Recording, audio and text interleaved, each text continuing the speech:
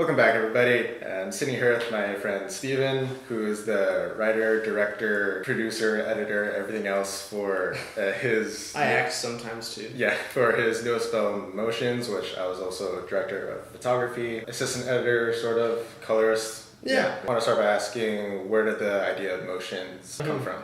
Oh man. Well, truthfully, the idea for Motions came from personal experiences. I've had many relationship issues growing up, like as far as being in some good relationships, some bad ones. And my thing was always like, I would get really attached and think that that person was like, the person for me. And then of course it wouldn't end up working out, and then I'd be devastated. And truthfully, I had before the woman I'm currently with, who's the love of my life and great, and the person I was with prior to her was someone I thought I was going to marry. And they were someone that said they were going to give me everything, and they loved me, and this and that, and all the pleasantries. Mm-hmm. And then ended up just dumping me out of the blue and dropping me on my, ass, and that sucked. But truthfully, the idea kind of came from the thought of, at times in life we have things that happen to us that are great and feel awesome. It might not last, and sometimes those things just end up going away. And you have to learn to be okay with that, and learn that at the end of the day, even bad things happen to you for a reason. And a relationship was just the perfect catalyst to kind of send that idea to an audience. And that leads to the plot synopsis. Can you summarize that? Yeah, so the story is pretty much Becky's character, which you never hear their names in the movie, but I named them Amanda and Christian. Mm-hmm. Chically, they're similar to real people's names that I've known that have gone through these situations. Okay. So these aren't people that, relationship with me wise, mm-hmm. I've dealt with, but a couple that I'm familiar with that had gone through a situation that didn't work out. So Becky plays Amanda and Corey plays Christian. So Becky, her character is pretty much talking almost kind of fourth wallish, to the audience as if we're her friend, or almost kind of like her inner thoughts. And she's kind of commenting on how relationships aren't really shown how they really are in movies. I mean, obviously things are meant to be Hollywooded up, but I knew I wanted to do it like she's self-reflecting. And at first, the idea, as you know, started off like it was just going to be visuals, no dialogue. And it kind of became this thing where I'm like, there's certain powerful moments that I think will be too hard to capture without something being said. And then Phil talked to me about toying around with the idea of adding a monologue, and I wasn't sure, but it ended up working out. It's funny you mention how it was going to be at first, because it went through so many iterations. When you first pitched it, cinematography, I thought it was going to be a single track. I made your job progressively harder as my idea changed. It started off very Pixar-esque, where it's no dialogue, it's just a moving camera through the whole thing. Yeah. But the problem a lot like the intro to Up. Yeah, exactly. Yeah. After once it gets into the meat of it. But as you're aware, it started getting complicated because for me, when I'm in my writer's mode, I'm there's impactful moments that you need to be able to capture, and you're not going to be able to get it as effectively by just doing this. So I was like, okay, then that means we'll have to do cutaways. And then I'm like, well, then that defeats the purpose of the whole concept of the moving camera to begin with. So I was like, okay, scrap that. There was also a neighbor character that scrapped that too, didn't need it. But yeah, it was crazy. The idea went through a lot of changes in pre-production up until even 2 days before filming, really. And the night before, also. Yeah. And the nights in between. Well, yeah, that was a whole set of other complications that was insane. Yeah, and on the technical side, we ran into a lot of snafus. Just to name a few of them. Let me just preface with, it was the most issues I've ever run into technically on a set ever. Yeah, me too. So we had our main expensive camera. Blackmagic Ursa. Yeah, Blackmagic Ursa Mini 4.6K. Rest in peace. Yeah, R.I.P. It was giving us issues day one at our first location at the bar scene, as what we filmed first. It was just dying on us for no reason. Fully charged batteries just wasn't working, and the fix ended up being plugging it in manually. That worked for the rest of the first day, and then we got to our last location of the day, which was the park, which you don't really see in the movie now. Not anymore, Not anymore. And just wasn't working. And then in film, daylight is money. So we were running out of daylight fast. Long story short, all of our camera issues kind of screwed us day one and put us back like several hours. Our call time on Sunday, just like Saturday, was 7 a.m. But I ended up having to stay up till like 2 a.m. Saturday night to rework my whole shot list and story, because I was like, we have to scrap the park. I have to rework these scenes so that we can make sure on day 2, Sunday, that we actually get everything filmed in time. And day 2 comes around, camera again starts having issues, but this time, no fix. Plug-in doesn't work, batteries don't work, nothing. The camera's just full on dead. It was like problem after problem. No joke. There were definitely moments where I was like, we're not gonna be able to finish this movie. But as a director, you kind of have to stay straight faced, get the job done, and then afterwards, then you can maybe be like, oh, we didn't have certain pieces for our backup camera, and then Kenny goes like, I have my personal camera, we could use that, and I was like, it's not ideal, but at this point, I just want to make sure we get the movie done. And mind you, I had called like 5 people before this to try and get someone to let me get some pieces we needed for our backup camera. Yeah, I called a few people myself. And it was terrible feeling for me as a director. It was really embarrassing for me to have my actors sitting there, and I'm like, there's nothing we can do right now. I'm just waiting. That sucked, but at the end of the day, I tried to make sure we were all staying busy and at least trying to do something. So I spent the time making calls, working on the shot list. And thankfully, we get some scenes done on Kenny's camera, and then Phil ends up calling me back saying hey, I can bring this camera, I can come check out this one, blah, blah, blah.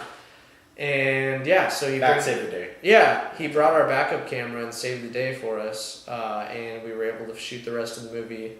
It wasn't as good of a camera. It was it's a Lumix GH5. Yep. Even then, it got down to the wire. I had to cut certain shots out that I wanted to do, and then I had to end up going Kenny, take the camera freehanding, let loose. We need to get it done. And it was in that moment where all the light bulbs were they were all ready, but then I kicked into overdrive freehand. Yeah.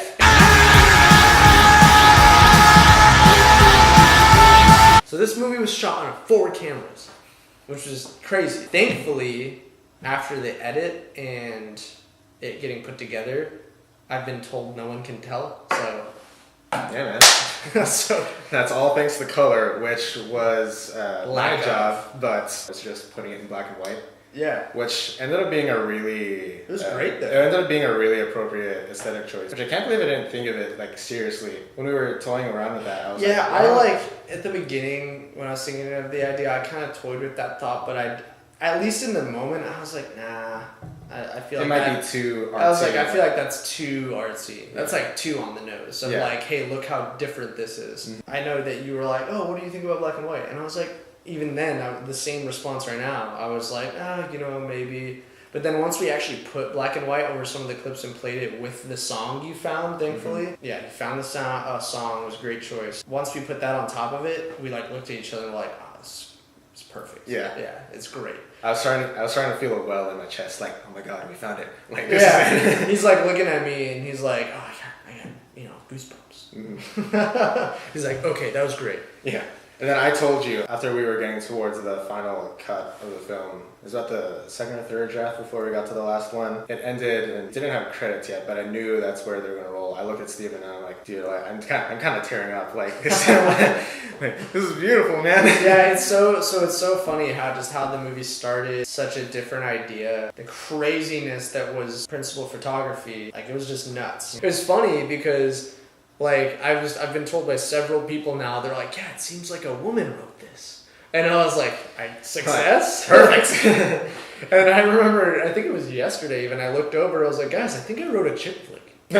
The movie's supposed to be real. I get that with movies, you want to kind of Hollywood things up a little bit because people don't go to the movies to see real life. Yeah. But I think for certain types of stories, when it's emotional things, people appreciate the realism because they can connect to it. Last few things I want to touch on was the synergy between the two of them. Corey and Becky. What are their full names? Corey Gimlin and Becky Jo Harris. Also, her name's also Rebecca Gambino. She's one of those people that has 2 last names and can't decide which one to use. We contacted them and had them meet and do do a rehearsal together. So that was your first time being in on a casting. Yeah. Audition day, we bring Becky in and we bring Corey in to audition. Immediately, it was like as if they were hitting it off before our eyes. Yeah. And it was fantastic to watch because I had wrote scenes ahead of time, just fake scenes for them to read together.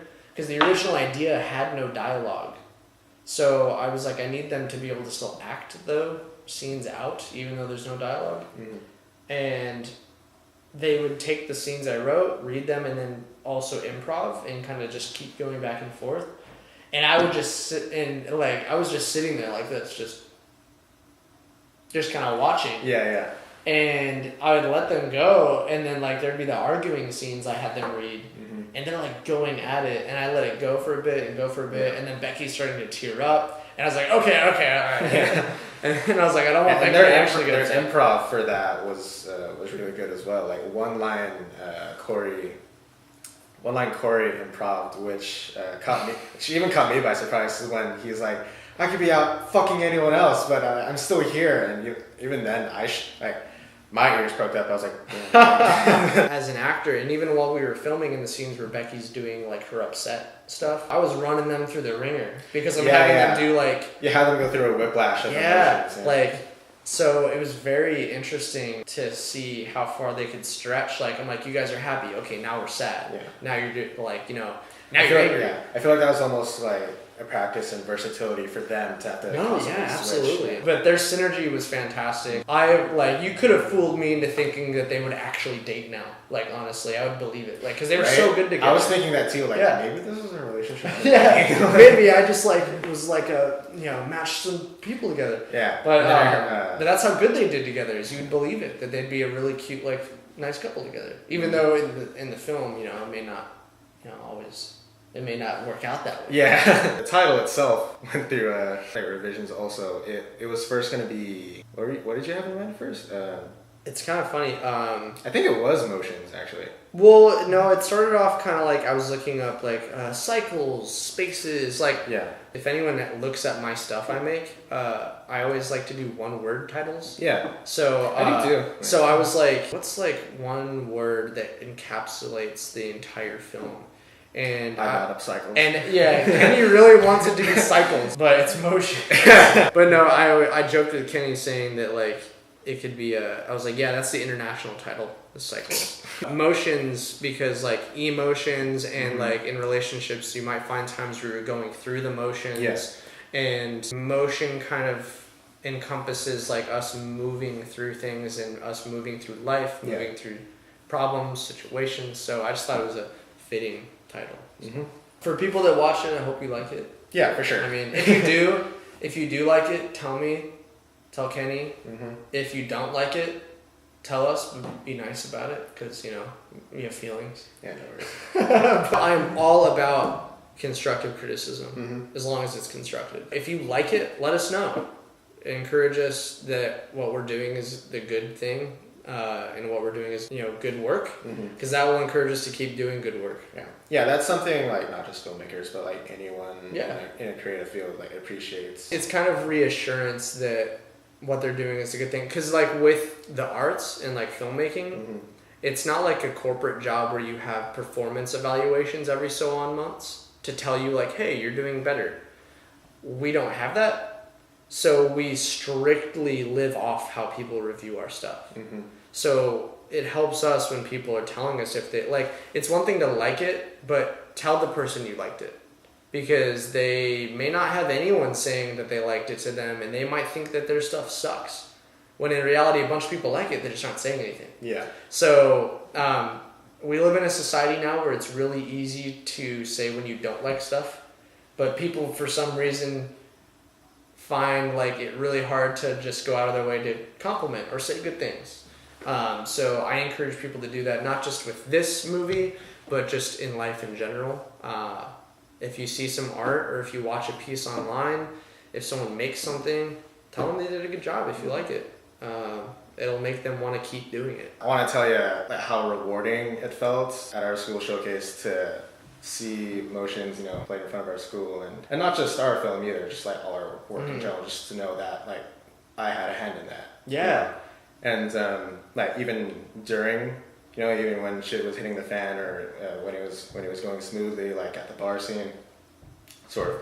But no, the whole experience was really rewarding, and I'm super proud of like how the film turned out. Yeah, thanks. Yeah, like thanks for thank you for this, you know, like for this opportunity, and choosing me to be, you know, your director. Yeah, dude. No, thank you. I mean, it was awesome for me to pitch the idea and like you say like, oh, that's my kind of story, like, and volunteer for it, because like it's all about finding people that are just as enthusiastic and behind your idea as you are, because it sucks if you like pick someone to work on your project who doesn't really care but is good at their job. I thank you for being, you know, behind the idea from the beginning, and that helped me make sure that we'd get it done, and we did, and it was crazy, and I'm super proud of how it ended up as well, and I'm excited to have more people see it, submit it to more festivals, and just have people enjoy it, and hopefully not tell that it was shot on 4 cameras. But no, I will say you can't this. really tell because it is in black and white. I will say this: it was very rewarding to hear from people after watching it say like they couldn't tell it was shot like on different cameras, and they wouldn't have been able to tell that it was like just craziness on set.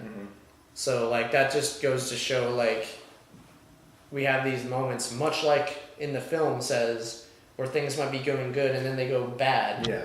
And you just have to kind of relax and know that it's going to be all right, and things are going to end up working out for the best for you if you just have faith.